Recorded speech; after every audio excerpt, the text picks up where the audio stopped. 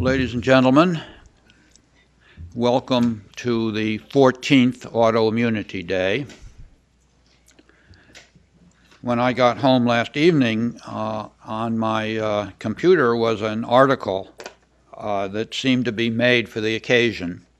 So I thought I'd bring it with me and just take my 1 minute of fame at this meeting to use it. It's an article in JMC Biology by a man named Gregory Petsko, who is an old friend of mine. I think some of you also know, very distinguished biophysicist who happens to have been the postdoctoral advisor for my older son, who is a biophysicist, and who wrote an article called Mending Walls, which may be familiar to you. It's the name of a poem by Robert Frost, and the gist of the article is the loss of information and advantage in building walls between disciplines, departments, people of different interests.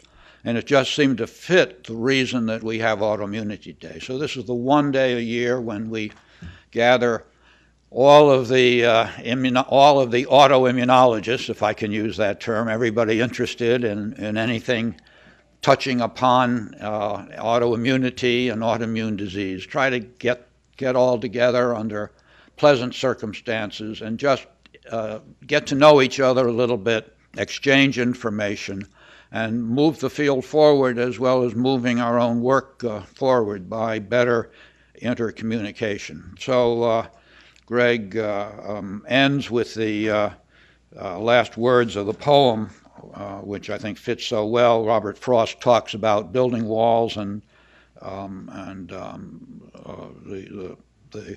last line is something there is that doesn't love a wall, it wants it down. And I guess it was the opening word that I wanted. Before we build a wall, I'd ask to know what I was walling in or walling out. So maybe that's the theme of this meeting. So I'm pleased that you're all here. I'm looking forward to a good day.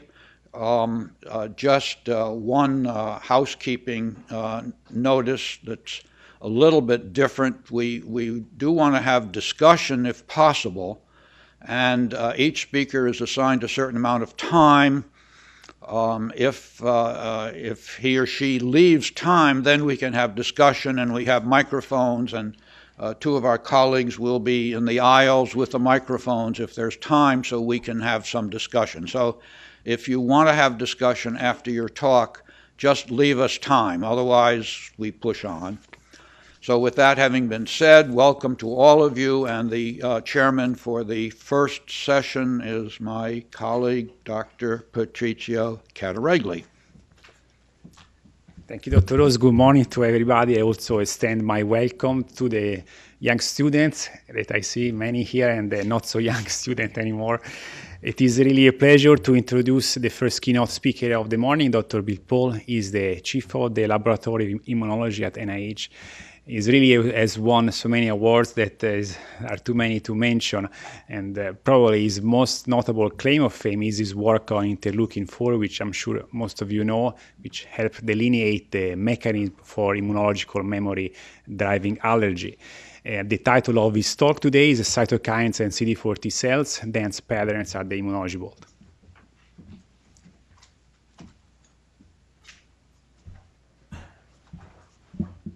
Well, thank you very much for the introduction. It's a real pleasure to be here. A couple of things I'd like to say before beginning. First, I think I'd like to pay a special word of tribute, really, to Noel Rose, one of the great giants of the study of autoimmune disease. His contributions are legion, and it's a pleasure. I must say, when I got the invitation from Noel, I said, well, this is one I have to come to. So I'm really absolutely pleased and honored to have been asked to participate. The second, Noel mentioned Greg Petsko, and that evoked a certain note in my mind. Greg Petsko has a very strong immunological connection, in case many of you do not know. He is the husband of one of my former postdocs, Laurie Glimsher. And Because of that, Greg is moving from Brandeis to Cornell, where the two of them are setting up shop with Laurie as the dean. So that's was a very nice thing to hear. That Greg is a great writer, has written on many interesting subjects. So today I want to talk about my favorite loves, and I often title this talk "How I Came to Love the Lymphocyte," which is just almost as evocative of the dance partner image, which I like a great deal, despite the fact that it would be quite hard for a protein and a cell to engage in any type of social interaction. Nonetheless, I'd like to tell you a little about our vision of the organization of the CD4 T cell system and how it is orchestrated and modulated by the various cytokines. So let me begin with just a sort of very general talk, and you'll forgive me, I'm not too good at this. I gather I can use this as a pointer. It's not my favorite, so if I'm a little clumsy, please bear with me. Okay, in any case, naive CD4 T cells are these tiny little cells. They have a tiny rim of cytoplasm. They're basically big nuclei. When I was in medical school, quite a number of years ago, my professors had grave doubts that these cells had any major function. They largely regarded them as carriers of nucleic acids to feed important cells like macrophages. And they would be astounded today to learn of what is implicit in this very unprepossessing cell. We now know that the CD4 T cell, and I'll speak about CD8s later, and they're just as interesting, has the capacity to undertake a process of differentiation to a whole series of cells of distinct phenotypes. And these distinct phenotypes, which I list here, have a set of distinct functions. This is a slide that is in everyone's toolkit, so it's sort of presumptuous of me almost to show it, but nonetheless, I put it up there to remind you. I'm not going to go through it in detail. Excuse me, except to say that these functionalities that we have attributed to them are not simply the sort of constructs that immunologists fantasize when they are moving cells around in a petri dish in a tissue culture hood, but are real things, individuals with mutations such that they are unable to make one cell type or another, the most famous of which is Job's syndrome, in which a dominant negative STAT3 mutation leads to the inability to develop Th17 cells. That has a big consequence. You are unable to mount immune responses that protect you against deep fungus infections or extracellular bacteria. And one could say about many of these in one manner or another that mutations that either prevent the development of these cells or block their functionality have serious consequences. So these are realities. The functionalities of these cells are largely dependent on the sets of cytokines the cells can produce, and in addition, of course, on the chemokine receptors they express on their surface, so they do the right thing in the right place. Now, one of the most striking things about this system is that we have a lot of knowledge about how to generate these cells. Naive CD4 T cells, if confronted with their cognate antigens to engaging their T cell receptor, oh, good, that gives forward and back, huh? Engaging their T cell receptor in the right cytokine environment, and I've listed the various cytokine environments here, can undertake differentiation to these various cell types. That's important in many respects. It gives us insight into how to make these cells, and physiologically, in many cases, these are the environments required for such differentiation. It also means this is a system of enormous power for anyone wishing to study a differentiation event in higher organisms. These cells are available in almost unlimited numbers, and these events are easy to do. This is like, many of you may have heard the term Hershey heaven, attributed to Alfred Hershey, who shared the Nobel Prize with Delbruck and Luria. Hershey heaven was having an experiment that always worked and doing it every day. So this is an experiment that always works. You could do this every day and you will get the answer. So just if you like entertainment. Okay, so let's see. Yeah, it does do that. I know I'm not supposed to use that, but okay. So the cytokines work because they engage. They do two things. They turn on stats that are critical for the differentiation of these cells, and in addition, they turn on what is sometimes referred to as master regulatory transcription factors, and these work together. For example, in my favorite cell, the Th2 cell, the coordinate action of activated or phosphorylated STAT5 and GATA3 is essential for the differentiation process. Removing either one, and you will not get Th2 cells. And the same is true for each of the others. Now, as I said earlier, we know a great deal about these cells, but the introduction in the last 5 years or more of new technologies to query these cell populations on a genome-wide basis has opened the door, of course, to a much fuller understanding of their differences. And those of us at NIH, particularly John O'Shea and myself, have been exceedingly fortunate to have KG Zhao as a colleague. KG is one of the, quote, inventors of ChIP-seq, that is the use of chromatin immunoprecipitation married to high-throughput sequencing to gain information on a genome-wide basis about the state of the genome. It could be gene accessibility, as I show here, or transcription factor binding, as I'll mention in a moment. In any case, in this particular experiment, what John and KG and I and our colleagues did was to query a whole series of cells, this instance Th1s, Th2s, Th17s, iTregs, naive T cells, and nTregs, by immunoprecipitating the fragmented DNA, and then with antibodies to what would often be regarded as open or closed chromatin, using as a surrogate for open chromatin the binding of trimethylated lysine 4 histone H3, and the surrogate for closed chromatin, trimethylated lysine 27 histone H3, carrying out those immunoprecipitations, then massively sequencing the fragments of DNA that came down. And that should give us a map of the open and closed chromatin. Now, of course, the data in that would keep us busy for a year, and I'm certainly not going to present it all, and you certainly wouldn't wish to listen to it. But there were certain interesting features that came out. The first set of observations are reassuring but boring. So we looked initially at the pattern of gene accessibility for the signature cytokines for the 3 effector classes, Th1, Th2, and Th17s. So starting with interferon gamma, the immunoprecipitation with trimethylated lysine 4 histone H3 brought down a series of what is often referred to as sequence tags that could be mapped in precisely, precisely the interferon gamma locus.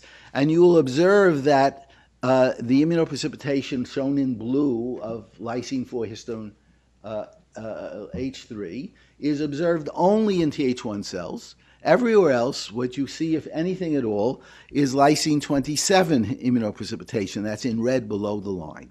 And the same is true when we look for IL-4. IL-4 is only K4 trimethylated in Th2 cells. Everywhere else, it's K27. And for IL-17, we only see K4 trimethylation in Th17 cells. So that was a nice result. God is in his heaven, but it's sort of boring. However, when we turn to an examination of what are referred to as the master regulatory factors, the result was somewhat different, and different in a very provocative way. Now, looking at FOXP3, the FOXP3 locus, there everything's fine. iTregs and nTregs show K4 trimethylation. If there's anything else, everywhere else it's K27. And it's almost as good for RORC, that is a gene for ROR gamma T. Th17 cells, of course, have K4 trimethylation. iTregs do as well, but recall they use TGF-beta in their differentiations, so that's not a surprise. And everywhere else you have K27. But the big surprise was when we turned to those 2 master regulatory factors, which were the keys to the most well-known distinctive cells, the Th1 and Th2 cells described by Mossman and Kaufman more than a generation ago, which they kept in culture for years without their interconverting. They regarded as strictly segregated from one another, and most of us until relatively recently did as well. So we turn to the examination of TBET, TBX21, and of course K4 trimethylation was observed in Th1 cells, but so was it found in every other cell population to varying extents, balanced by K27. For GATA3, the situation was even more dramatic. Again, unopposed K4 trimethylation in Th2 cells, but everywhere else, quite a lot of K4 trimethylation, balanced by K27. Now, when I say balanced, I am making an assumption, which I hope is correct, and that assumption is that in any individual cell, you have both K4 and K27 trimethylation, a situation that geneticists or developmental biologists often describe as poising. But the alternative possibility is that there are cell populations that have K4 and cells populations that have K27, and they're different from one another. Very difficult to distinguish these two possibilities as long as we have to work with millions of cells to do our experiments. But I think there are a variety of reasons to suspect that the bivalence explanation is the correct one. Okay, so this suggests the possibility that rather than these being fixed populations, they do indeed have the possibility of interconverting one to the other. So when we were trying to publish this paper, the editor said, well, if you think that's true, show us. Now, at the very same time, many people, not the least the other keynote speaker, were interested in the problem of what has sometimes been called plasticity. Whether that's the good word or not, I don't wish to say. But in any case, we undertook such an experiment. We purified N-Tregs from mice in which they had an indicator of GFP that was associated with FOXP3, and you can see that essentially 100% of these cells were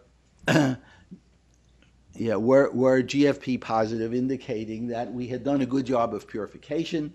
We then put them into culture for 3 or 4 days under conditions which would generally induce Tregs, and therefore which we would imagine would be good for preserving Tregs, that is with TGF-beta and IL-2. And what we observed is at the end of that period of time, the cells still were FOXP3 positive, and they did not make interferon gamma when challenged with PMA and ionomycin. And when we looked for TBET, the master regulator of Th1 cells, we couldn't find any TBET by staining. However, if we used Th1-inducing conditions in these cells, that is IL-12 and anti-IL-4, the result was interesting in a way that's somewhat different than we usually just think of plasticity. That is, the cells, at least a portion of them, could now make interferon gamma when challenged with PMA and ionomycin, although notice they're still all GFP positive, and they were all TBET positive. So this implied that the cells had the potential to alter their phenotypic state. But they did not turn from N-Tregs to Th1 cells in a true sense. They continued to express GFP. And this has been a sort of, I would say, a general theme, at least as far as I can tell from the literature, that the switches are not usually from one polar phenotype to another, but to some intermediate state. So just by way of summary, here's the first slide I showed you before. John O'Shea and I put this together. The old idea that everything was fixed in particular channels that were unable to go over the energy barriers that separated them, to a, if you like, a new view, which is close to chaos in the way it has been presented, in which the potential exists for cells of any given differentiated state to adopt a new phenotype. All of these arrows, I think, can be defended by articles in the literature. In many cases, they're achieved in vitro, but in many cases in vivo. What we lack is a true understanding of the true differentiation forces that physiologically control these changes. I would have to say that still needs substantially more work. Now, by way of a little, quote, teleology or philosophy. When I started doing this work many years ago, it seemed to me logical that cells would remember not only their antigenic specificity, but their phenotype. It seemed reasonable because, after all, the first time I was infected with influenza, I would make a good influenza-specific Th1 response with lots of interferon gamma. And if I got infected again, I certainly wanted to be sure I made interferon gamma the next time in order to have a high degree of protection. But as I got a little more mature and realized that my naive CD4 T cells were slipping away, any of you in the audience that's over 20 or 30, if you look, you don't have a whole lot of cells that have a naive phenotype. And as you get older and older, there are fewer and fewer. We are living on our memory cells. What does that mean if you take the work of Ray Welch and his colleagues seriously?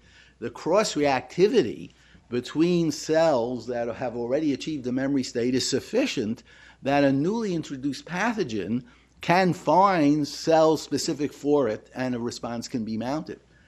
But if the cross-reactivity were to be between a helminth and a virus, and I had originally developed a Th2 response to that helminth and then challenged with the virus, the production of large amounts of IL-4 and no interferon gamma would be close to disastrous.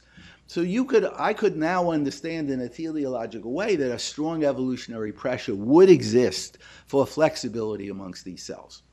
You can like that or dislike that, but it seems to me at least a reasonable thesis on which to continue thinking about this problem.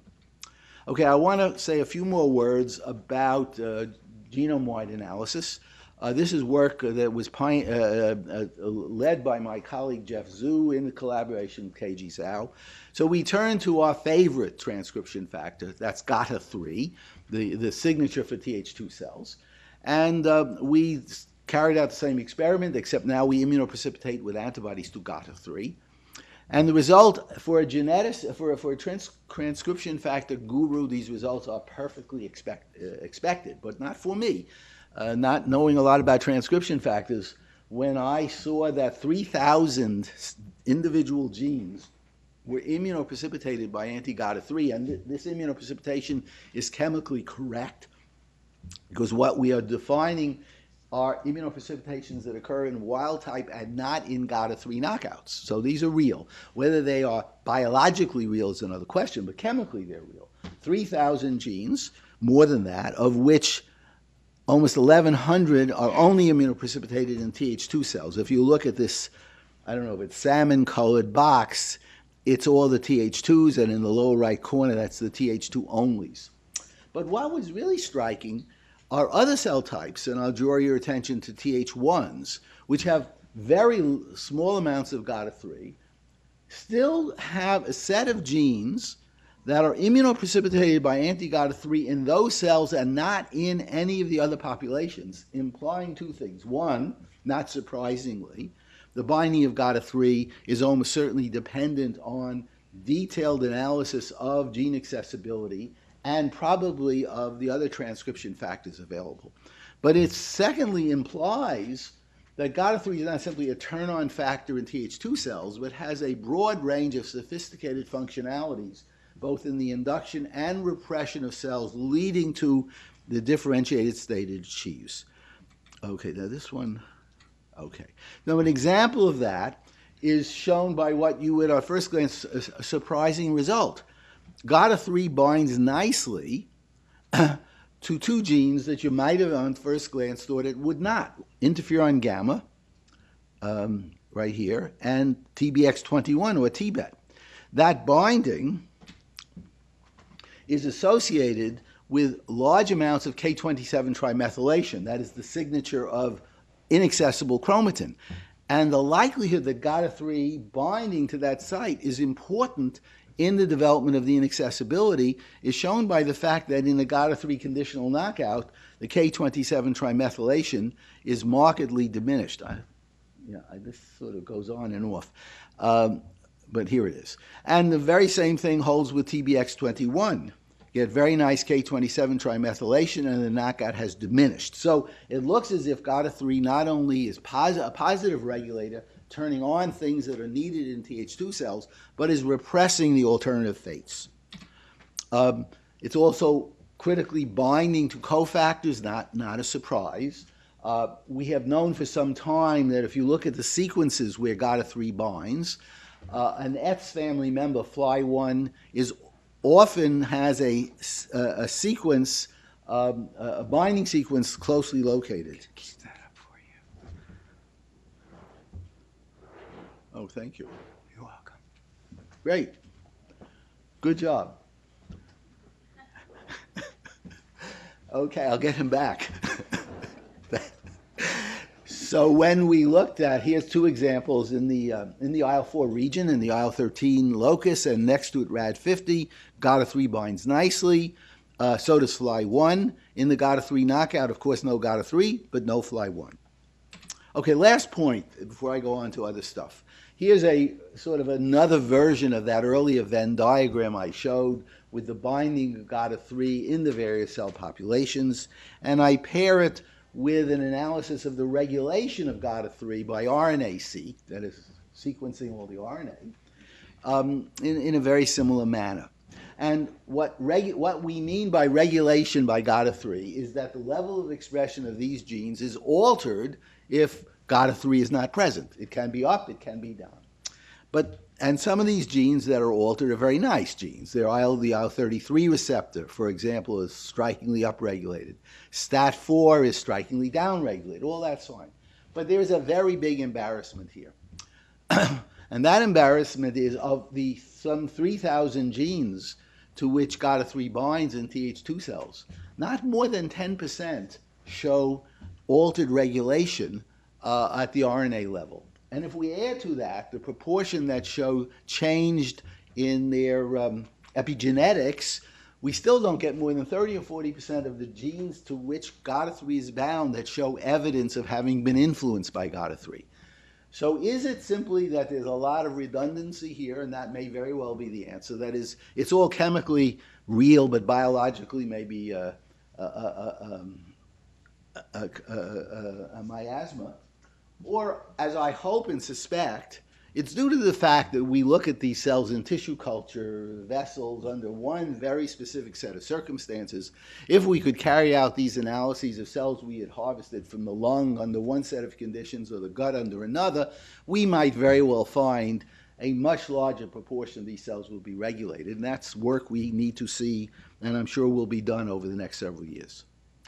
Okay, I'm going to go past. This is just my systems biology slide. But okay, I want to turn now to a second characteristic of these cells that is not as often appreciated.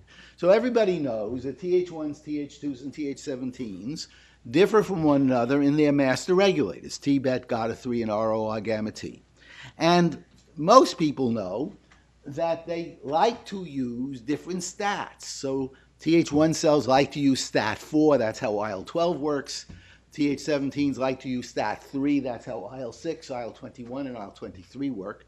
Now, most people expect me to say that Th2 cells like to use STAT6, which is true, but STAT6 is important in induction of GATA3. But for the activation of the IL-4 locus, what they really like to use is STAT5. So in any case, this is pretty well accepted, I hope. But more recently, we've come to appreciate there is a third signature difference amongst these populations, and that is the IL-1 receptor family member they express. So Th1 cells express IL-18 receptors. That binds, of course, IL-18, a member of the IL-1 family. Th2s express the IL-33 receptor, also called T1ST2.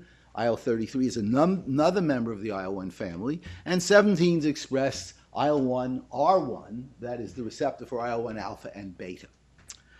And you can see that here by message. So here's the message on Th1s for IL-18, very high, the others are low. On Th2s, T1ST2 is the IL-33 receptor, lots of message, some in Th1s, none in 17s. And when we go to IL-1R1, 17s are really high, Th2s have modest amounts, and Th1s virtually none.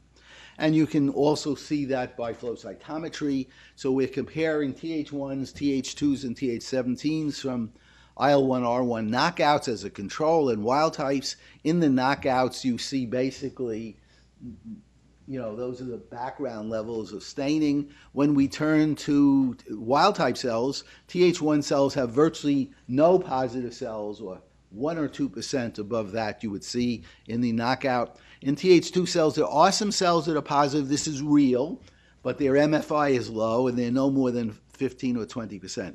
But if you get the right day, 95% of Th2 cells, Th17 cells will have IL-1 receptors, and a lot of receptor. Now, what does this mean? It has many interesting functionalities. I'm going to first talk about the role of this receptor in what I call the innate functionality of adaptive cells of the adaptive immune system. Okay, so let's remember an experiment that Ken Murphy reported more than a decade ago. Ken worked with Th1 cells at the time, and he reported that if he took resting Th1 cells without adding their cognate antigen and challenged them with IL-18, that is, would bind the IL-18 receptor, and IL-12, which would activate STAT4, they would make interferon gamma. It was a very nice piece of experiment. I remember it very well, but I didn't pay much attention to it. But 2 or 3 years ago, Lily Gu and I sort of re-looked at this experiment and realized what Ken had done was activate the STAT the Th1s like to use and engage the IL-1 receptor family member they like. So we said, would this work for all the others? So we turned to Th2s, where we did a lot of work. I won't bore you with it, but the key point was we used IL-33, which would engage their receptor, and any one of these 3 STAT5 inducers, IL-2, IL-7, or TSLP. I actually think TSLP is the most interesting. And when we did that, out came IL-13. And the amounts of IL-13 are almost as great as if we had stimulated these cells with PMA and ionomycin. But it is completely cyclosporin independent. It seems to be totally unrelated to TCR engagement. And the same result occurs with 17s if we use IL-1 plus a STAT3 inducer, and the 2 best are IL-23 and IL-21. Tons of IL-17 come out. So this suggests the possibility that effective memory cells that are on patrol in the tissues, all differentiated to be Th1s, 2s, or 17s, capable of making their effector cytokines, if they were stimulated there with a particular cytokine environment, let's say 12 and 18, should start making gamma independent of their receptor. So if a pathogen was introduced, let us say a virus, that evoked the kind of environment normally thought of as important in priming antigen-specific Th1 cells, at the same time, you would start evoking production of interferon gamma by previously differentiated cells specific for entirely different viruses. And indeed, Ron Germain and his colleagues have recently shown an example of that in one of their beautiful multiphoton microscopy experiments. And we've shown in vivo that that can be achieved by adding the cytokines. A second possibility, which appeals to me, is that one might imagine the possibility that a chronic inflammatory response might be induced in a circumstance in which you had originally evoked a response by cognate antigen. The cell starts to produce its effector cytokine, IL-13, for example. If that cytokine can evoke the production of those, let's say, epithelial cytokines that normally cause the production of 13, you would have a very nice positive feedback loop. So we began to ask whether it was possible for IL-13 or Th2 products in general to turn on the cytokines that evoke it itself. And we've only gotten partway through this, but I'll show you what we've done. So we prepared a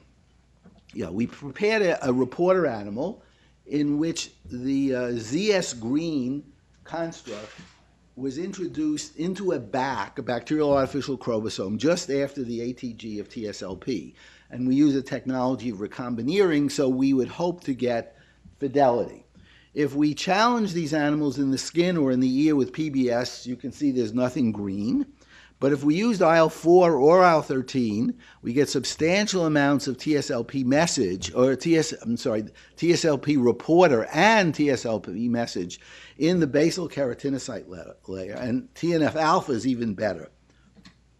Or better yet, if we inject Th2 cells, specific for ovalbumin, OT2 cells, into a mouse, wait a day or two, and then challenge the animal with its cognate antigen, in this case ovalbumin, in the ear, I think this is ear, maybe skin, you can see very nice induction of TSLP, whereas the third-party antigen doesn't do anything. Anti-IL-4R alpha has only a modest inhibitory activity, probably due to TNF-alpha's activity. But this raises the possibility, at least, that the production of the effector cytokine can feed back on the system to cause the inducing cytokines to be made, and that could be a recipe for chronic inflammation.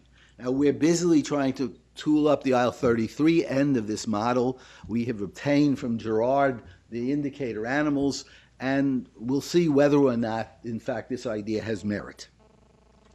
Okay, now, I want to finish with turning from the role of the IL-1 family members in the induction of innate aspects of responses by adaptive cells to talk about the role of IL-1 in enhancing adaptive responses. So we began this experiment 7 or 8 years ago, and I must give all the credit to my colleague Azami Ben Sasson, who did these experiments against my counsel. And we had been working on in vitro the role of cytokines in primary responses. And Zami wanted to do a survey of whether cytokines would enhance primary responses in vivo. And the way the experiments were done was to take a TCR transgenic cells, in this case 5cc7. These are T cells. These cells are specific, excuse me, for a pigeon cytochrome C peptide in association with IE of K. We transferred a fixed number of these cells to B10A mice, and then we immunized the animals with pigeon cytochrome C in the foot pad, together with no addition, no adjuvant, with LPS or with IL-1.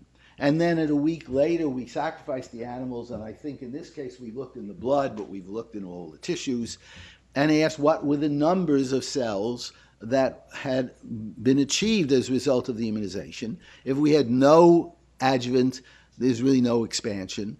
LPS causes a pretty good response, but IL-1 was really terrific. Most of the subsequent experiments, we use LPS plus IL-1. We tested a wide range of cytokines for their activity. This is only a partial list. Only IL-1 alpha and IL-1 beta worked. Particularly IL-18 and IL-33 did not work, which was a little disappointing, and we could discuss why that might be. So then the next obvious question was, what was the IL-1 working on? And the feeling when we did this experiment is IL-1 was probably targeting cells of the innate system, dendritic cells, macrophages, what have you. Indeed, Mark Jenkins, who one of my heroes, had done such an experiment and concluded it was macrophages, although his conditions were rather different than ours.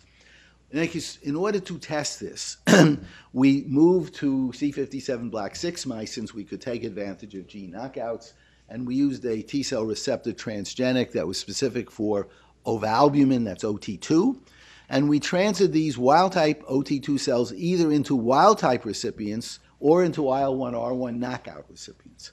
Transferred to wild-type recipients immunized with ovalbumin plus LPS without IL-1 or with IL-1. And you can see IL-1 makes a substantial advance, particularly in the spleen.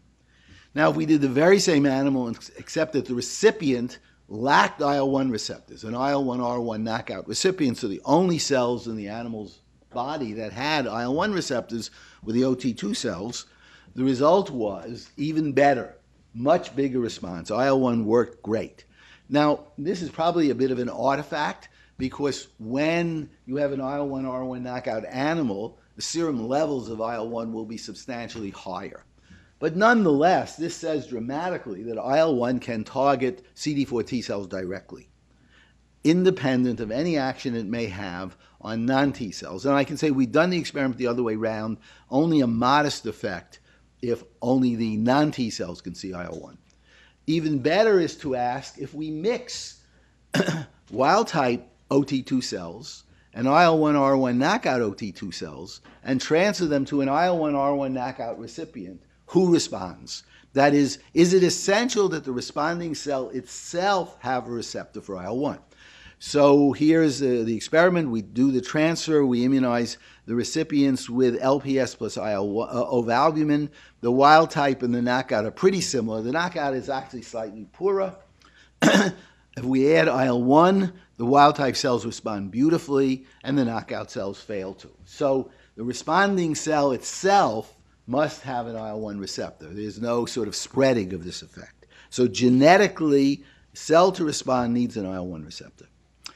The addition of IL-1 in vivo enhances Th17 responses. That's probably not such a big surprise. I showed you earlier that these cells have lots of IL-1 receptors. What is interesting, although a little subtle, is interferon gamma and IL-4. Now, the frequency of those cells a week after immunization, cells that make these cytokines, does not fall. But the numbers rise 5 to 10-fold. And since we've shown that in order for a cell to respond, it genetically has to have an IL-1 receptor, even though we cannot detect these receptors, they must have sufficient numbers of receptors to transduce a signal.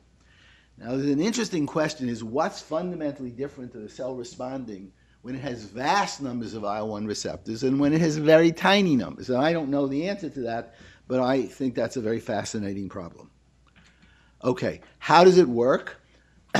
Well, we looked at, the question we're asking here is, does IL-1 work by enhancing the proliferative rate or the division rate of the cells that are responding? And the way the experiment was done was to take OT1 cells, OT2 cells, label them with CFSE, transfer them to a recipient, immunize them with antigen plus LPS, with or without IL-1, and sacrifice animals on days 2, 3, and 4, measure the degree of expansion that is compared to those with and without IL-1, and then count the number of divisions using CFSE. And the key point is on days 3 and 4, when you have a 9-fold or 8-fold greater expansion as a result of adding IL-1, the increased number of cell divisions is less than 1. So while there can be a modest contribution by enhanced cell division, the bulk of the effect is almost certainly due to survival. Not such a surprise after all, IL-1's really good at activating NF-kappa B, and recently it's been argued that it turns on mTOR, two things which could easily contribute to greater survivability. Okay, now I've talked about CD4s, and in our first experiments with CD8s, we were a little disappointed, but then when we looked at it more carefully, we realized actually CD8s do much better than CD4s in this respect. So let me show you one example. Now we, again, are still working with TCR transgenic cells. In this case, we've turned to OT1. These cells are specific for ovalbumin again. They're CD8s. And we transfer them into mice that have a GFP gene driven by the ubiquitin promoter. So all of the endogenous cells are green.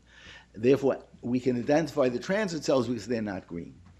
And we immunize these animals with OVA plus LPS the same way, without IL-1. And in the spleen, you can see a reasonable number of cells. But if we've added IL-1, the proportion of CD8 cells that are OT2s is 2/3 of all of the CD8 cells are now OT2s. So this is a way we're taking a simple protein antigen and immunizing with an adjuvant and getting a vast expansion of CD8 T cells. And not only is that happening, the cells are much more differentiated in the sense that the proportion of the cells that are granzyme B positive rose from less than about 2% to over 30%, and there is a almost similar increase in the proportion of cells that make interferon gamma. Moreover, in a slightly different model, if we test cytotoxicity, here we are actually not using transgenic mice. We're simply immunizing wild-type mice, and then a week with ovalbumin plus LPS or LPS plus IL-1, and a week later assessing cytotoxic activity by an in vivo model in which we transfer cells that are CFSE labeled with small amounts of CFSE and others that are labeled large amounts of CFSE and are sensitized with synfecal, which is the peptide that these cells see. And if there's cytotoxic activity, you'll drive down the proportion of the synfecal sensitized cells. OVA plus LPS, very ineffective, but if we add IL-1, virtually no synfecal cells left. And here's just a summary of a large number. So IL-1 is allowing us to achieve not only a vast increase in cell number, but the cells are differentiating in a manner that you might think would be good if they want to mediate an anti-pathogen effect. Another way to look at this is to ask, how do they do in the tissues? So here we're looking in the liver and the lung, same kind of experiment as before with GFP. Without IL-1, the frequency of the OT1 cells in liver and lung is modest, but with IL-1, it's stupendous. And finally, we can ask, do the cells retain, stay in, or can the cells be evoked by a secondary challenge? And when they are evoked in this way, do they remember their differentiated state? So same experiment, except we wait 60 days and boost. In the liver, you can see without IL-1, relatively modest numbers of cells, and the cells have a relatively small proportion of granzyme B or interferon gamma producers. But if they had IL-1 at the time of priming, only at priming, not at challenge, you can see much larger numbers of cells, and they're highly differentiated. So IL-1 acts directly on IL-1 or IL-1 expressing CD4 T cells. It enhances primary and secondary responses. It expands Th17 cells and to a lesser degree Th2s. I didn't show you that. It acts directly and indirectly under certain circumstances on CD8s, causes a vast increase in primary expansion, causes cells to enter tissues in large numbers, promotes their cytotoxic activity, and causes persistence. Okay, so this is a big lead up to where are we going from here. And all of you sitting in the audience, I am sure, have been saying, well, that's great, but don't bring any IL-1 near me. You know, IL-1 is one of the most pro-inflammatory molecules known to humankind. One would be reluctant to inject it into a living, breathing human being without really good cause. So is there any way we can take advantage of this really profound activity to do anything useful? So we have two ideas. Both are ideas, can we tame IL-1? So one idea is to simply incorporate it into nanoparticles and decorate the nanoparticles with anti-CD4. And Tarek Fahmy at Yale, who I believe got his PhD degree here at Hopkins, has already caged it for us and decorated. We haven't put the anti-CD4 on yet, but we're in the middle of testing to see if that will work. We have a second idea about engineering IL-1, which I have time, I'll show you very briefly. But before I do that, I wanted to show you three quick experiments that says that IL-1 acting as, quote, an adjuvant can take poor vaccines and give them at least a degree of activity. So the first case is Listeria. I'm not an expert in this. We have the good fortune to work with Ran Nir Paz at the Hebrew University. In any case, if you infect Listeria with live Listeria and measure CFU 3 days later, there are large numbers of bacteria in the liver. If the animals were infected a month early with a very small challenge of Listeria and survived, they have robust protection. But heat-killed Listeria gives us really no protection whatever. However, if we add IL-1 to the heat-killed Listeria, we now have 2 logs of protection. A second example is Herpes Simplex. Jeff Cohn and Kenning Wang worked on this problem. GD2 is a subunit of Herpes Simplex, which has been a vaccine candidate that failed in human trials. So we went back to that with Jeff and used an in vivo a model of infecting mice with Herpes Simplex. Without vaccination, the animals are all dead by day 11. If they got the GD2 vaccine alone, they have a very modest effect. Adding IL-1 to the vaccine gives us reasonable protection. And the third case, the one I had the greatest hope for, is Blastomyces Dermatitidis. And I had hope for this because IL-1's good at Th17 responses. So Marcel Wuthrick and Bruce Klein at the University of Wisconsin have been working in this model for a long time. They prepared a heat-killed Blastomyces as a candidate vaccine. If you challenge mice with Blastomyces that have received no vaccine, they have between about almost 10 to the fourth CFU. If they get the vaccine, they get about 1 log of protection. LPS offers no enhancement over that, but IL-1 will give you 2 logs of further protection. It's as good as using attenuated blastomyces as the vaccine.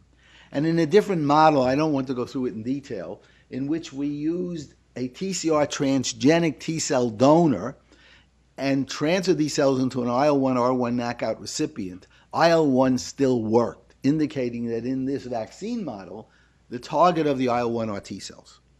So we think there is at least a potential if we can make IL-1 tractable. And our idea, the last idea about this is really pie in the sky, about taming IL-1, is based on this concept. This is a 3D structure of IL-1. Chris Garcia has recently published this structure. This is actually not his structure. It's sort of pieced together. But IL-1 in green binds at exceedingly high affinity to IL-1R1, which is shown here in, I guess, magenta. That affinity is about 10 to the 11th liters per mole. That binding recruits this chain called the IL-1 receptor accessory protein. The two together form a signaling complex and things go. Now, the affinity is so high that if I try to target IL-1 to CD4 T cells, for example, by conjugating it to anti-CD4, I doubt that I would have any useful activity because IL-1 would bind essentially irreversibly to the first receptor it encountered. So when injected, if it ran into an epithelial cell before a CD4 T cell, the fact that it bound to the CD4 T cell better would really give it very little advantage. But if I could diminish the affinity of IL-1 for the IL-1 receptor sufficiently, so now the interaction was much more reversible, then possibly if I could give the CD4 T cell an advantage, I might be able to make a CD4 T cell only IL-1. I don't know if that will work, but we're considering that. Now, IL-1's been studied for a long time, and 30 years ago, a group of people looked at various sites in the IL-1 molecule and made site-directed mutants. And one of the most interesting was histidine 30. The mutation substituting, I think, arginine or lysine reduced this equilibrium constant by 100-fold. So David Margulies and I are undertaking this. We've worked out all the assays, and we are hopeful that we may be able to target it. We may not. We may fail utterly, but that's what they pay us for. Theoretically, at NIH, we're supposed to take risks. They accuse us of not taking enough risks, so we decided we would take a risk. So that ends my talk. I just want to thank my group. This is the research group that was in the lab when I did all this work. I apologize, I didn't name most of their names. They're on the list. We've had wonderful colleagues at NIH and also wonderful colleagues throughout the world. And I apologize, I only left 5 minutes, but I'll be happy to answer your questions.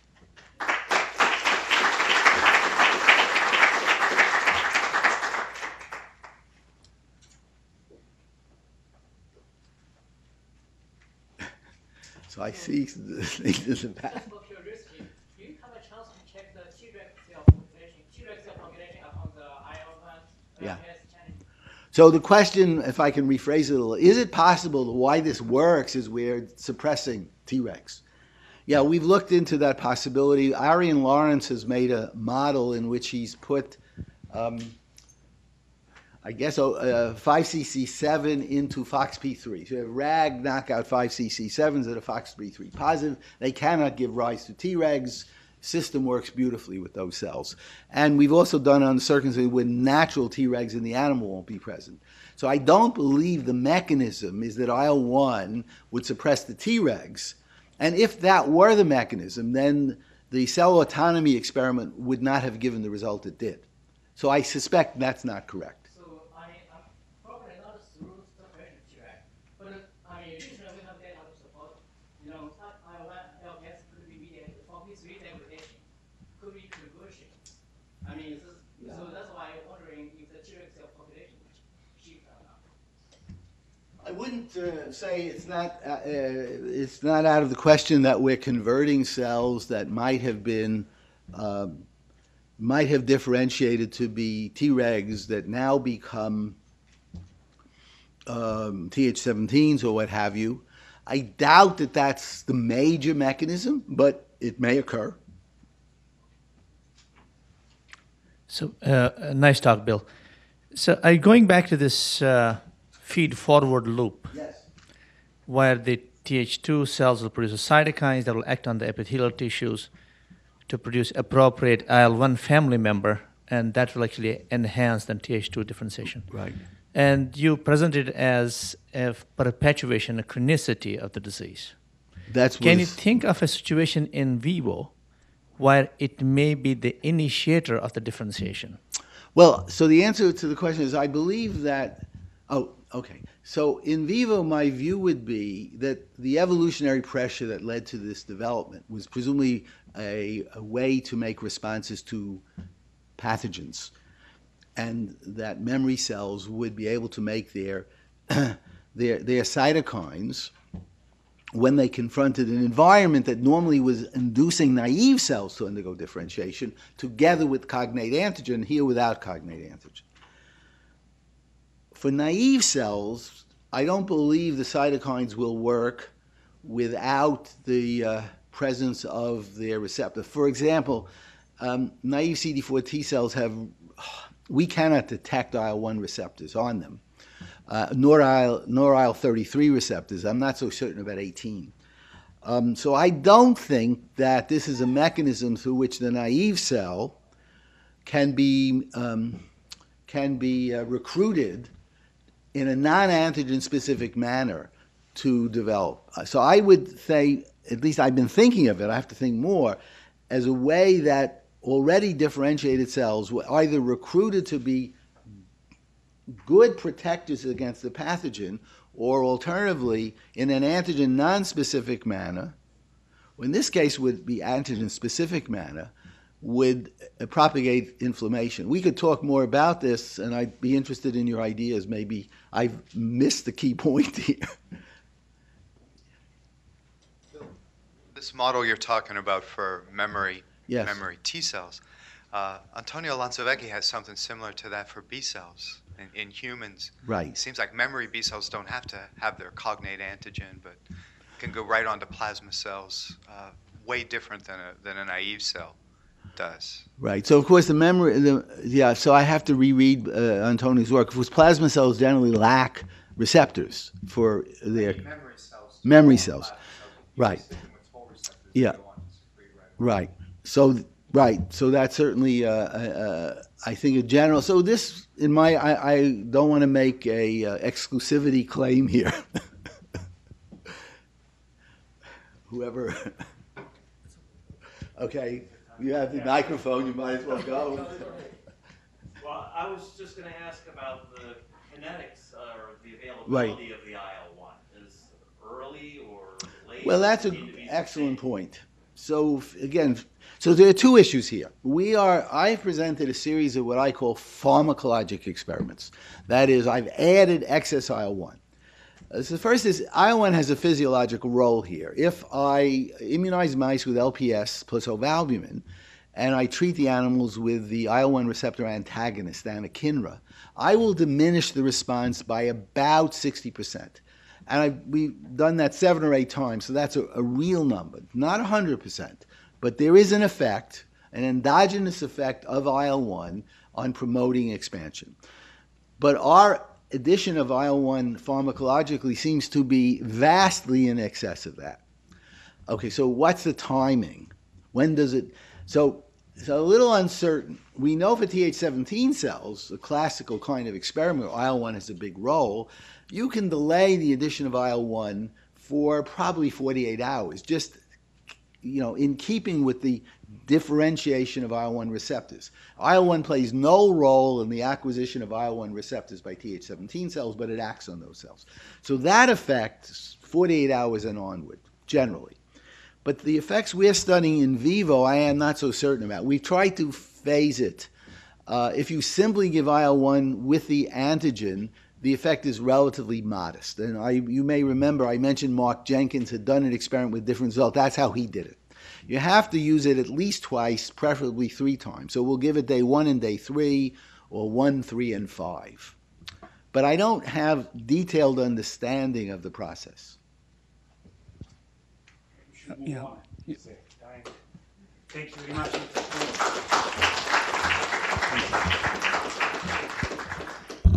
Fantastic example of the interaction between innate and adaptive immunity.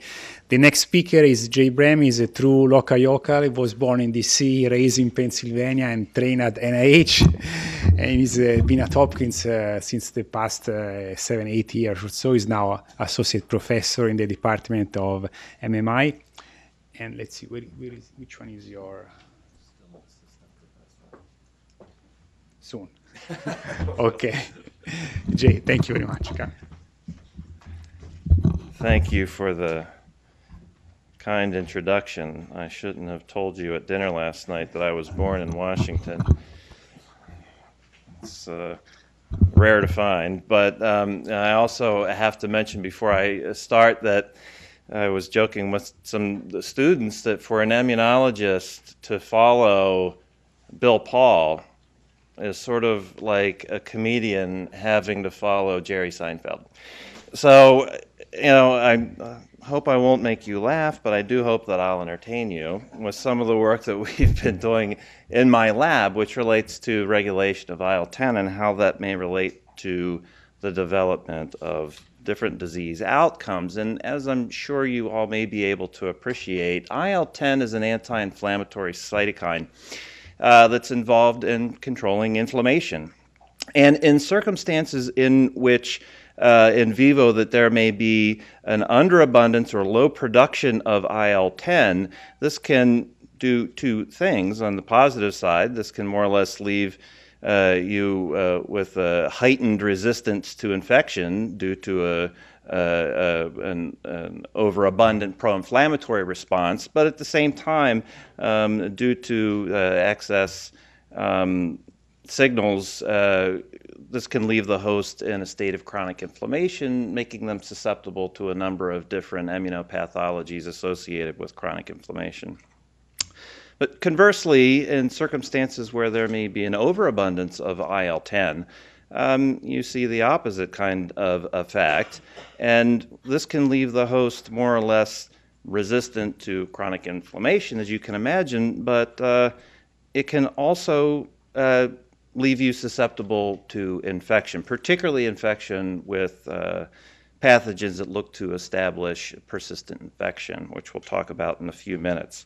And so there's a lot of evidence supporting this kind of simplistic model system, which I'll just go over briefly. First of all, from IL-10 knockout mice, we know that these mice are highly susceptible to a number of different immune pathologies associated with excessive inflammation, but almost paradoxically, IL-10 deficient mice can actually be resistant to some pathogens that establish persistent infections, such as leishmania or LCMV. And really, this helps to put things in context in terms of the importance of abundance of IL-10 and how it can influence disease outcomes, is that several pathogens, viruses, are clever enough to have hijacked cellular IL-10 mRNAs or IL-10 genes like CMV and EBV, which upon infection, they'll begin to transcribe from the viral genome and express viral IL-10, which binds the human IL-10 receptor, presumably as a mechanism to downregulate the immune response and give the pathogen a selective survival advantage. And we'll talk about this in a little more detail, but this is the short list of different human diseases, inflammatory diseases, autoimmune diseases, certainly, and infectious diseases that in some way or another have been associated with IL-10. And we'll go into that in a little more detail in a minute. But first we should at least discuss how IL-10 functions to regulate inflammation in vivo in this kind of simplistic diagram of a generic inflammatory response, beginning with the sensing of danger signals by antigen-presenting cells of the innate immune system, which leads them to begin their activation programs, which consist of the expression of pro-inflammatory cytokines, which directly will be initiating inflammatory responses, and then the combination with increased antigen processing and presentation capabilities will also kickstart the adaptive immune responses to initiate differentiation programs for different lymphocyte subsets, all with the goal of trying to clear the pathogen or to quell the threat to the host. But certainly, as mentioned previously, if this is not tightly controlled, this can lead to damage to host tissues. And what IL-10 does is it works primarily at the level of the antigen-presenting cell by deactivating these cells and down-regulating the expression of pro-inflammatory cytokines, which are critical to the inflammatory process moving forward. There's increasing evidence, however, that IL-10 can have direct effects on different T cell subsets and influence their effector function directly. So there are multiple ways that IL-10 can control inflammation, but primarily it does seem to occur at this level. So in that regard, thinking back to the earlier slide and thinking about maintaining that balance, there has to be enough inflammation to go through to be able to respond to pathogens, but not too much to avoid damage. We start to think about, well, where's the IL-10 coming from? And the fact is, it's a relatively complicated issue because unlike many other cytokines that are quite restricted in their tissue expression patterns or their cell type specific expression patterns, IL-10 is just the opposite. Nearly every, if not all, leukocyte subsets, given the right conditions, can express IL-10. Not to mention the fact that numerous non-hematopoietic cell lineages can express IL-10. And the point of this slide is to illustrate the point that that it's not just all IL-10 being produced that controls inflammation. There seems to be a cell type specific component to that, in that the generation of IL-10. Am I done already? Is this a joke? Okay. That's okay. I'll get you back when you speak. So the fact is that this point has been made by the generation of cell type specific IL-10 deficient mice. The importance of developing specific IL-10 expressing subsets during different immune responses. And for instance, in the case of models of septic shock or sepsis, we use LPS challenge, we know that macrophage and myeloid-derived IL-10 is critical to controlling the inflammatory response and preventing lethality. So for example, if you only knock out IL-10 in T cells, this response remains intact. It's when it's knocked out in macrophages that the animals will succumb.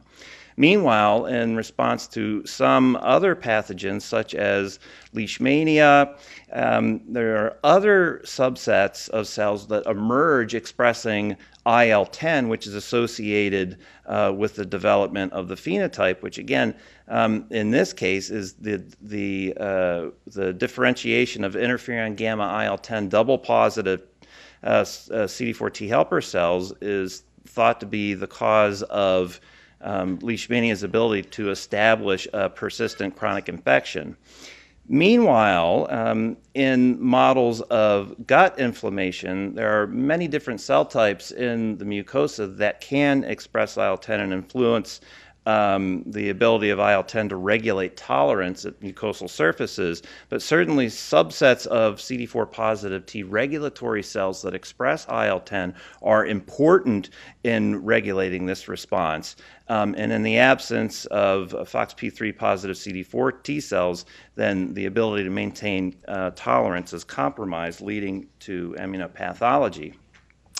So you're probably getting an appreciation now that the regulation of IL-10 is important, but it's relatively complex, but it's even worse than you imagined, in that if we consider back to the human system is that I'd mentioned this, again, as an even shorter list of disorders associated with IL-10, that these disease associations come in two basic flavors.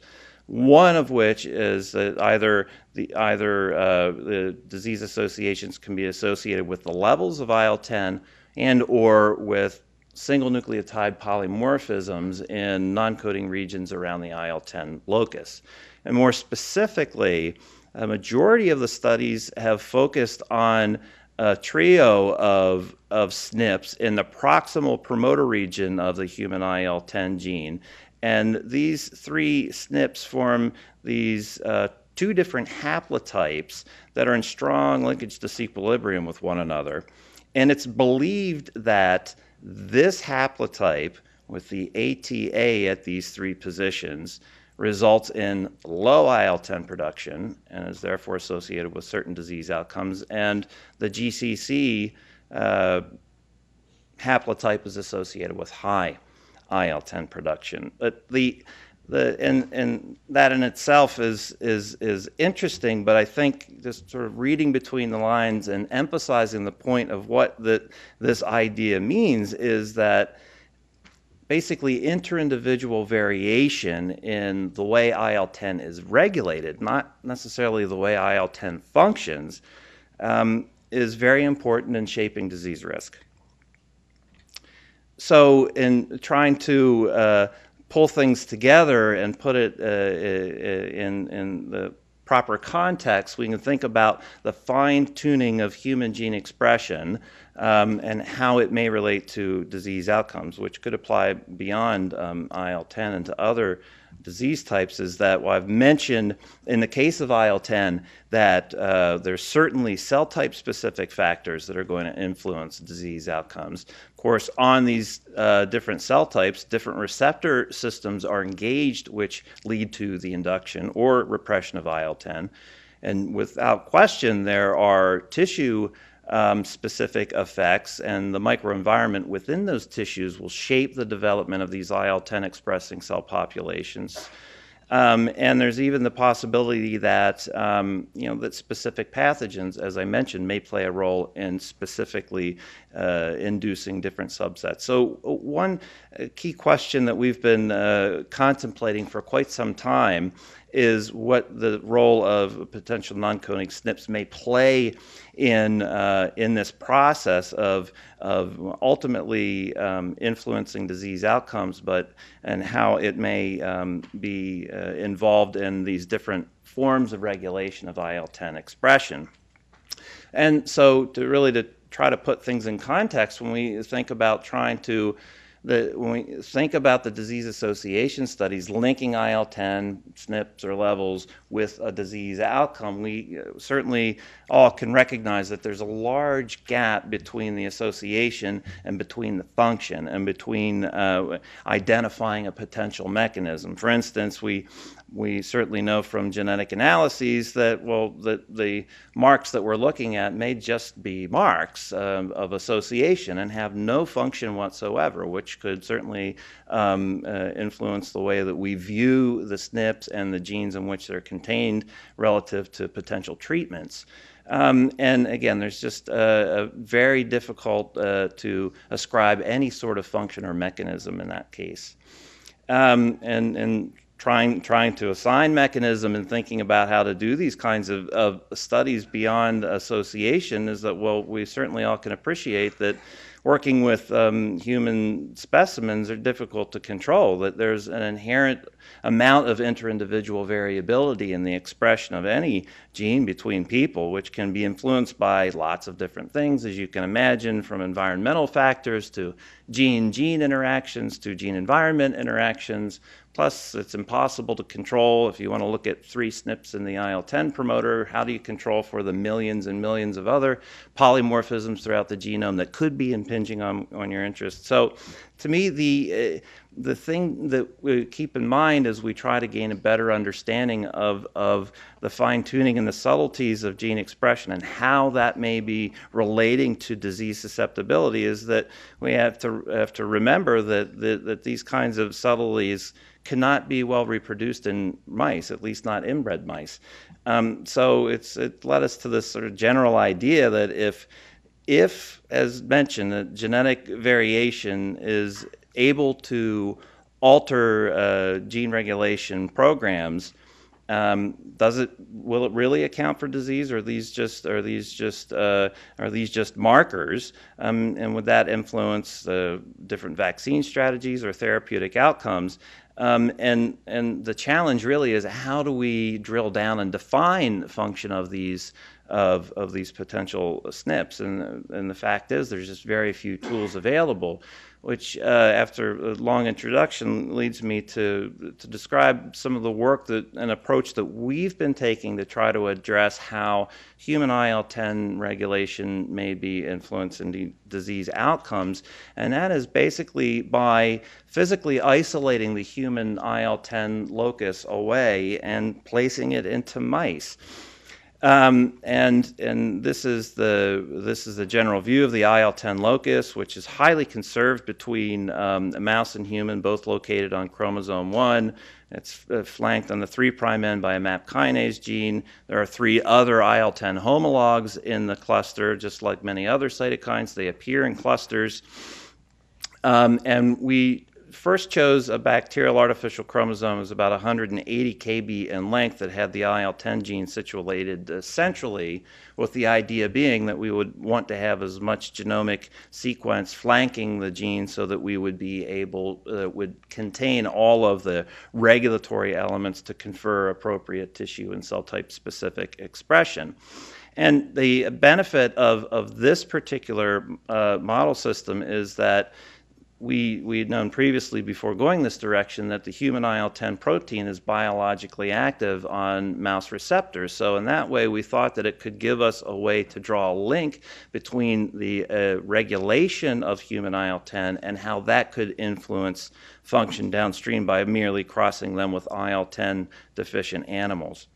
So I will mention from my earlier slides that we had sequenced this back, and it just so happened from the back library that the person that the back library was generated from is that this IL-10 construct had that IL-10 ATA allele, which again people have suggested to be responsible for lower levels of IL-10. So when we first began this project, it was really a question of, can we take this kind of approach to effectively model human gene regulation, and with a functional gene product, understand how it could influence disease. And I have to preempt this, because when I first started talking about this some years ago, I got a lot of blank stares and head scratching about, well, can you really put human genes into mice and expect them to work?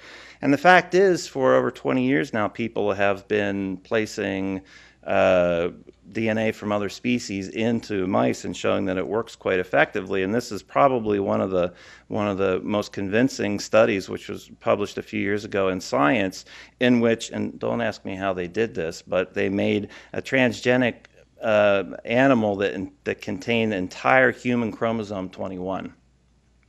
And what they did was they looked at, and this is ChIP-seq data, where they're just looking at binding of a transcription factor across the entire human and mouse chromosome. The analogous chromosome is chromosome 26. And what they found was, not surprisingly, is that there are some similarities in terms of human and mouse, in terms of how they bind transcription factors. And in the paper, this also relates to expression of genes through tiling arrays across the chromosome.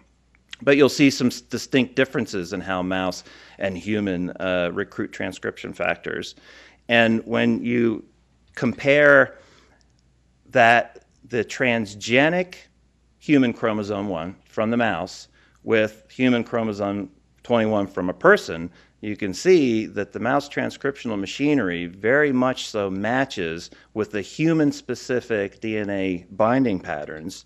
And in doing so, even in the transgenic mouse, it doesn't interfere with how the transcription factors were recruited to the mouse locus. So we felt reasonably comfortable that we had a sound approach to move forward to examine this question in more detail relative to IL-10. And so we utilized several different IL-10 dependent model systems to begin to address how human IL-10 is regulated and influence disease risk. And first we turned to the LPS toxicity model, which I mentioned previously is dependent on myeloid-derived IL-10. And what happens when you challenge wild-type mice? They have mouse IL-10, they survive just fine. If you challenge IL-10 knockout mice, they die very quickly, a quite grisly death. And our question was, when we reconstitute the IL-10 knockout mice with the human IL-10 transgene, what would happen? And as we expected, the IL-10 knockout mice shown here in red succumb quickly, but meanwhile the wild-type mice in green and the IL-10 knockouts reconstituted have 100% survival. And then when we look at the expression of pro-inflammatory cytokines, which again are targets of IL-10 signaling, just by looking in the serum for these cytokines, you can see in wild-type compared to knockout versus the knockout with the transgene that the human IL-10 expression is effectively able to control pro-inflammatory cytokine expression analogous to in the wild type. So this is from myeloid sources. We're interested also in T-cell sources of IL-10 because they're very important and thought to be one of the most important subsets that express IL-10 in vivo. So we turned to the Leishmania donovani model, which, as I mentioned previously, it's believed that IL-10 expressing Th1 cells emerge during the infection to result in a persistent infection. And this one's a little bit paradoxical in that the wild-type mice that normally can express IL-10, that these cells will emerge and a persistent infection will be established. Meanwhile, the IL-10 knockouts are able to clear the parasites because this population doesn't emerge. Presumably, the inflammatory response and other T effector responses are intact. They can clear the parasites. So our question was, what would happen when we reconstitute the IL-10 knockout mice? And we were surprised to see that, but not that the wild-type mice developed high parasite burdens in the liver and in the spleen. What we were surprised to see that the IL-10 knockouts reconstituted with the transgene cleared the parasites effectively. And this is from the wild-type cells stimulated with Leishmania antigens. You see this interferon gamma by mouse IL-10 double population that comes up, which is probably mediating this effect. And then in human IL-10, we saw very few T cells that arose and is likely responsible for their ability to clear the parasites. So we tested to see if this was an effect or an artifact of the Leishmania system by just taking naive cells and differentiating them under T helper 0 conditions in the presence of IL-27, which is known to induce high levels of IL-10. And what we found is for mouse IL-10 genes, after they were re-stimulated, induced lots of mouse IL-10, but very little transgenic human IL-10. So again, we thought, well, could this be an artifact of our transgene? So we recruited a few volunteers and graduate students, and we did the exact same experiment. We isolated naive CD4 T cells and differentiated them under Th0 conditions in the presence of IL-27. And probably not surprising, what we saw, this is just data from a few donors, is that, well, we saw a lot of variability in the human populations. This one graduate student made a lot, and a few made relatively low amounts, and another made none. So, this sort of had us scratching our heads, so we thought we could turn to some other T-cell dependent model systems to assess how human IL-10 may be regulating. And so we turned to some of the colitis models in which IL-10 expressing CD4 T cells have been implicated. And IL-10 knockouts in specific pathogen-free environments do not develop inflammatory diseases. There needs to be triggers. And Helicobacter species, which in wild-type mice are normally non-pathogenic, in the absence of IL-10, are pathogenic and cause colitis. When we reconstitute the IL-10 knockout mice, we wanted to see what would happen. And again, we were sort of surprised to see here the IL-10 knockouts. This is the percentage of animals that develop a rectal prolapse by 3 months of age. And we see that, that the human transgene rescues the IL-10 knockout mice from colitis. Some histology showing in the IL-10 knockout, the accumulation of this dysplasia and hypertrophy in the colon that is not present in the transgene. We also look for some of the effector populations that are known to be mediating this effect, namely Th17 cells. And what we found, again, in the red is the IL-10 knockout. This is the wild type. And then the knockout reconstituted restores and reduces the levels of the effector populations down to wild type levels.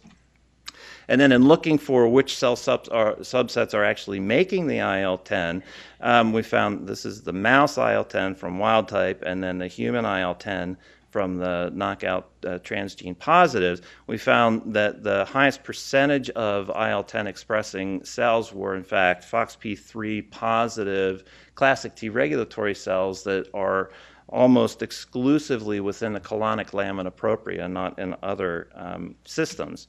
So we also used another model system of colitis, which is the well-described CD45 transfer model of colitis, in which, very briefly, I'll say that the transfer of CD45 RB high cells alone is able to induce colitis in RAG minus mice.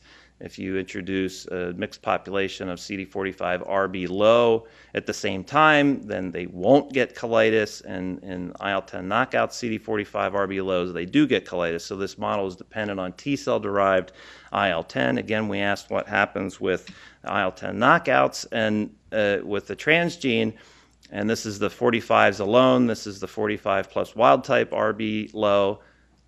Plus the IL-10 knockout 45 RB low, and then this is with the transgenic. So in another model of colitis, we can see the T-cell derived human IL-10 can also rescue disease. And so we've been thinking a little bit more detail now after establishing the model system of what may be some of the molecular mechanisms behind this, and Dr. Paul's already explained how some of these histone marks work. Trimethylated histone 3 lysine K27 is associated with silent chromatin structure and decreased expression, and this is another marker in addition to K4. We've looked at pan-acetyl H3 as a marker of active expression, and what we focused on within the IL-10 locus, just within the IL-10 locus, not whole ChIP-seq experiments, is just across the of the human IL-10 locus from the back. And then we looked at conserved non-coding sequences, which we defined as CNS as having homology between mouse and human, relatively stringent, of 75% homology over 200 consecutive base pairs. And the reason we do this is because it's well established now that conserved non-coding regions are likely to harbor regulatory elements. So for our initial screen, we focused on those sites, and we just asked the simple question about tissue specificity in CD4 T cells and if that influenced the chromatin structure around the IL-10 locus. And what we found is that here we're isolating memory cells from either the spleen, CD4 cells from the spleen, or from the colonic lamina propria. And this is looking at acetyl H3, which is, again, a marker of activation. And you see in the spleen, both the mouse and the human acetylation levels are relatively low, but when we look in the colonic lamina propria, we see that, and again, this is without stimulation, this is just directly pulling the cells out and sorting them. You can see that both the mouse and the human IL-10 loci are primed for expression. When we look at the repressive marker, lysine 27 trimethyl, we can see in the spleen that there's a larger accumulation. That accumulation of these repressive marks are seen to be a little stronger in the human IL-10 locus, again, associating with its lower expression. But in the colonic lamina propria, you can see there's a dramatic reduction, indicating that in that tissue, the same cell types are primed to express IL-10. So let me summarize quickly by just saying that we think it's pretty important to consider the temporal spatial relationship of how IL-10 expression can influence disease, and the approach that we're taking is more or less an alternative approach to humanizing mice, in that they express a human gene, they don't express a reporter, it's functional. And importantly, of course, is that the regulation of the construct is under human genomic control. You know, we've also, I think, demonstrated that the mouse gene regulatory machinery works to regulate it appropriately, giving us this possibility of being able to dissect some of the genetic and molecular particulars of how human IL-10 is regulated and its role in disease outcomes. Just a word on the SNPs, which I haven't gone into much more detail, is that there certainly may be cell type, tissue, and or pathogen-specific effects on how human IL-10 is regulated, and that the SNPs could influence the expression at any of these levels. And in fact, I didn't have time to show you the data, but this low IL-10 allele we saw most evident in T cells from the spleen. So it opens the possibility is that the effect of SNPs could be tissue and cell type specific. Again, I already told you that it's regulated appropriately. Again, I didn't have time to show you, but we've looked at copy number dependency of the expression of the transgene, and there is no copy number dependent expression, suggesting that there's no locus control region activity within the back. You know, we just think that opposed to the mouse, that the human gene is just under additional regulatory constraints. But we also have to recognize that although we have a large genomic construct, that doesn't mean that we aren't missing a regulatory element or other regulatory elements that may fall further outside. So we do have to recognize that fact. So I really sort of think that in terms of variability in a diverse outbred population, that human IL-10 expression and other genes expression are on some kind of continuum. We've isolated away all the genetic and other environmental factors and can look at specifically the role of this allele, at least, and see that this allele falls at one point on that spectrum, and it may influence disease outcomes. And just really to emphasize, as I sort of have trying to be doing all along, is how important I think it is for us really to address this bottleneck between high throughput kinds of sequencing and epidemiologic studies, which are absolutely critical, and trying to develop new tools so that we can try to better understand how those genetic differences may be influencing disease outcomes, because certainly it could have implications for the way we assess diseases and even treat them. So let me finish by thanking all the important people. A former graduate student, Delini Ranatunga, just finished her PhD. Was responsible for a lot of this work, but the current students in the lab, Amrita, Jenaba, Priyanka, Jason just graduated. We've got Katrina visiting from Munster, and some of our other collaborators. So I'd be happy to take questions. Thank you.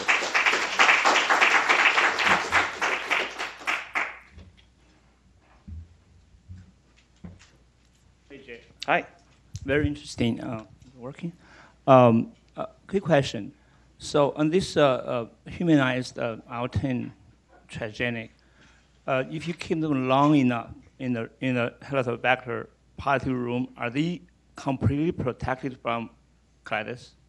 It's a good question. So yeah, we've followed mice for a year and a half and beyond, and they don't develop colitis. So it's not a matter of delaying the onset of the disease. They just don't get the disease, despite the fact that they're Helicobacter positive. And the same in our Helicobacter negative populations. They don't develop colitis. That's really great. But in human, people try to use the IL-10.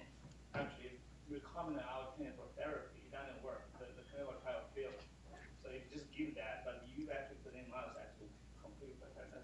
Right, that's one possibility. We could talk about therapeutic strategies for IL-10, but it has certainly been a target for therapeutic intervention for a long time. But one of the key aspects of its therapeutic potential that has been limiting is that IL-10 receptors are everywhere on every cell. So just delivering it orally or how you deliver it is going to make a big difference. So in rheumatoid arthritis trials and some other arthritis trials, when it's delivered systemically, there's no effect. But if it was injected directly into the inflamed joint, you did see an effect. So I know that there are some people that are engineering lactobacillus and things to express IL-10 so that you could eat some IL-10 yogurt and maybe have some benefit. Steve, yeah. Yeah, very exciting, Jay. When you compared the histone signatures in the spleen and in the lamina propria, was that just general T cells, or did you isolate specific population of T cells? We specifically isolated CD4 positive, CD44 double positive cells, which would be considered a memory phenotype cell from each. And so we sorted them to a high purity, and then they directly went into our histone analysis, so they weren't manipulated further. So essentially it's the same cell residing in a different tissue having very different chromatin structure. Okay, thanks very much.